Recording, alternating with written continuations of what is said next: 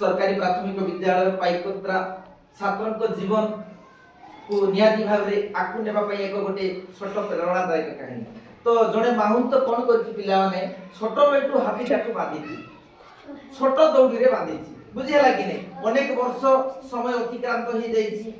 छोट बांधा बेले से दौड़ी टाकू हाथी छिंडेइबा पई चेष्टा करला आउ से छिंडेई पारि नै परवर्ती समय रे बड़ हेला पर्यंत मध्य माहुंत कोन करिछि से छोट दौड़ी ही कोन करिछि बांधीछि पिला मन सुनो टिके से कोन करिछि कि दौड़ी बांधीछि छोट दौड़ी बांधी तो लोक माने देखला परे छोट दौड़ी टाकू हाथी निहाती छिंडेई दबो बोली परिकल्पना करूछथि आ भावना करूछथि बुझिला कि नै तो से छोट समय रे से दौड़ी टाकू छिंडेई पारला नै तो बड़ समय रे भी छिंडेई हबो नै बोली करी से कोन करिछि आउ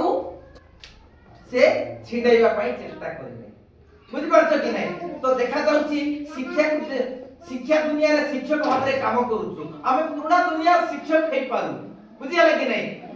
पुराना दुनिया शिक्षक हेइ पारु मात्र दुनिया नुआ हेलानी आसिलानी यूट्यूब आसिलानी व्हाट्सएप आमे टिके निज को नियारा करबार अछि आमे से हाथी भली आमे से दौड़ीटा को छिंडेई पारिबु नाही ए भलिया परिकल्पना करिबा नाही आमे नुआ दुनिया सहित जोड़ी हेबा आ नुआ चिंता धारा करिबा पिला को नुआ जीवन शिक्षा क्षेत्र रे अग्रगति पई शिक्षक भाबरे आमे टिके